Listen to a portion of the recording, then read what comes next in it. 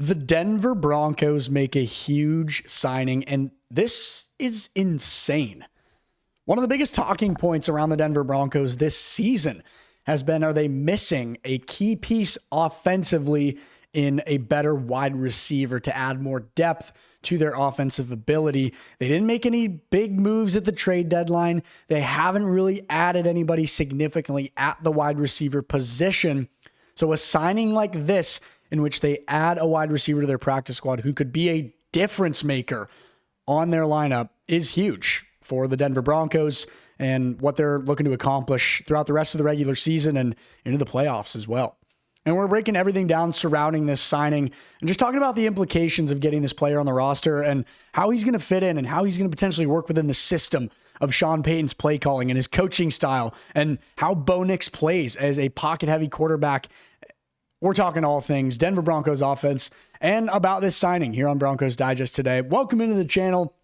Mark Robinson here with you. Happy to be breaking down all things Denver Broncos football. If you're new here, if you haven't watched one of our videos, welcome in to the most amazing, fastest growing source for Denver Broncos news. We're a family here at Broncos Digest, and we want you to be a part of that family. So if you're not subscribed to the channel, we would really appreciate it if you could hit that subscribe button.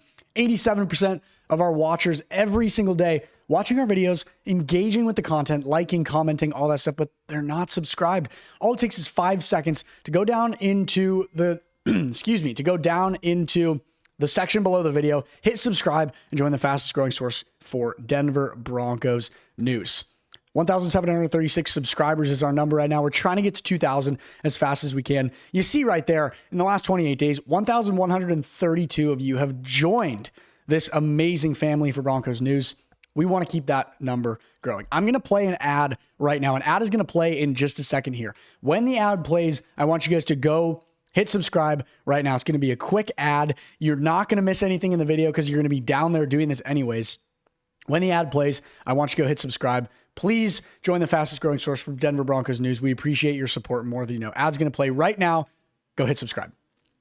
All right, without further ado, let's dive into today's video. We're talking Denver Broncos signing Elijah Moore to their practice squad, according to multiple reports from NFL Network's Tom Pelissero. News coming one day after Elijah Moore visited with the Denver Broncos, this all the way back on Monday. So Elijah Moore, 5'10", 180 pounds. He was picked up by the New York Jets in the second round of the 2021 NFL draft. Came from the University of Ole Miss. Following 2 seasons playing for the Jets in New York, he was traded to the Cleveland Browns, where he then spent 2 more years. He's been on Buffalo this last year, hasn't gotten a lot of reps, hasn't seen a lot of experience, and he's now with the Denver Broncos. And having this guy on our roster, it could be huge. Looking forward in terms of the Denver Broncos and their offensive ability and what their system calls for as far as playing efficient offensively. And then just a quick little update around the signing. This came later on, this news breaking earlier in the week. To make room for Elijah Moore on the practice squad, the Broncos cut Kyrese Rowan, who is no longer with the team anymore. I'm going to be completely real with you guys. I didn't even know who this guy was. So not super worried about it. And to be also real with you, I knew who Elijah Moore was. I've heard his name.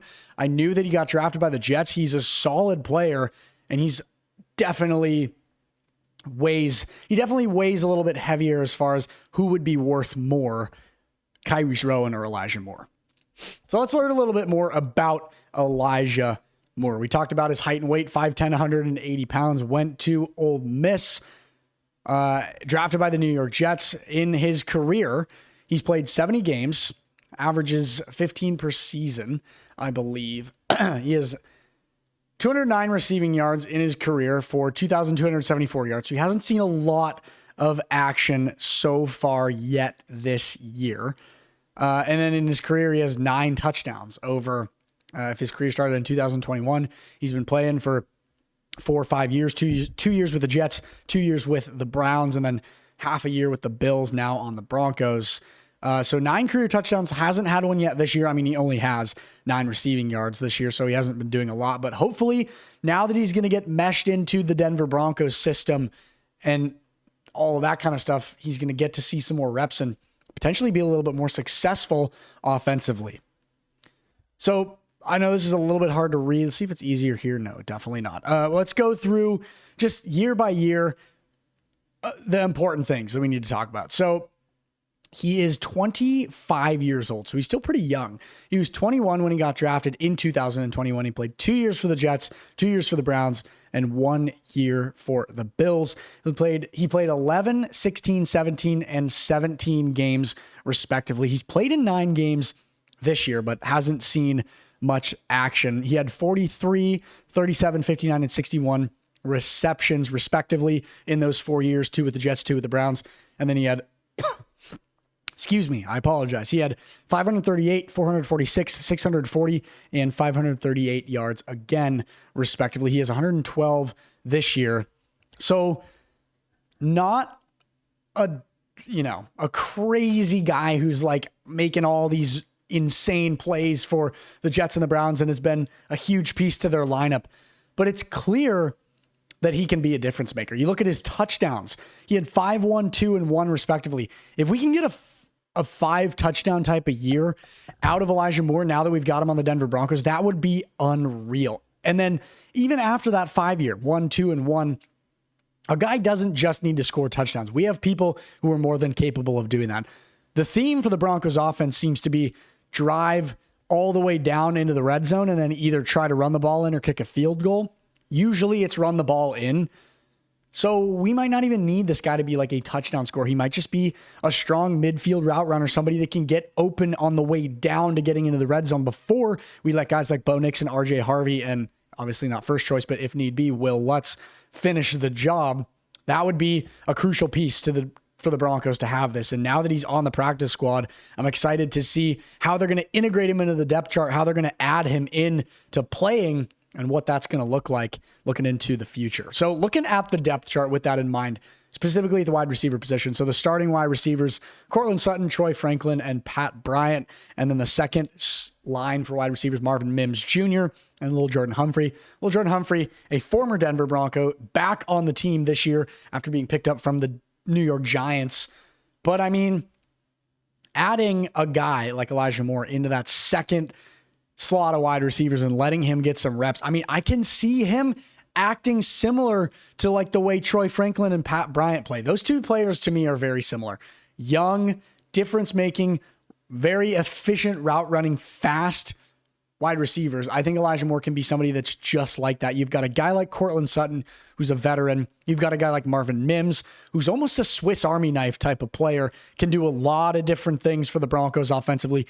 Adding a guy like Elijah Moore, it just puts the icing on the cake for what I think this offense is capable of. Now, with all that in mind, the other question that you need to think about is, will Bo Nix be able to utilize a guy like Elijah Moore? This is the box score from the Commanders game the other night. I thought this would be interesting to look at now that we're talking about integrating somebody else into our depth chart offensively. Most receptions on the day was Evan Ingram. He had a phenomenal night, probably his best of the year for the Denver Broncos, followed by Courtland Sutton. He had the sole touchdown of the night for the Broncos as far as receiving touchdowns. Evan Ingram had 80 yards. Courtland Sutton had 62 yards. And then this is when things really start to level out. You see similar numbers of receptions, and you see similar numbers of yards for all these guys. Troy Franklin and Pat Bryant had 2 and 3 receptions, respectively. Pat Bryant had 42 yards. Troy Franklin had 21 yards. Troy Franklin got targeted 3 times, caught 2 of them. Pat Bryant got targeted 7 times and was only able to make the grab 3 times. So that's obviously something that we want to see improve a little bit. But when you think about Elijah Moore and what he would look like in a game like this, I think he's right in that middle ground where you see him getting 3 to 4 catches a game, about 30 to 45, 50 yards, and he might not be scoring a touchdown. He might not be making a difference, but he's able to help get up the field and get efficient yards. And if Bo Nix is able to get in tune with him and figure out how to use him efficiently, I think he's going to be a massive addition for the Denver Broncos moving forward for the rest of the season. Because when you think about the games that we have for the rest of the year, we just took care of the Commanders in very, terrifying fashion, you might say. We've got, we've got the Raiders, the Packers, the Chiefs, the Jaguars, and the Chargers. I believe that's the order in the last 5 games. And in this, what's now becoming tight race to get the number one seed in the AFC with the New England Patriots, who are 100% contenders and viable competition, and taking that away from us.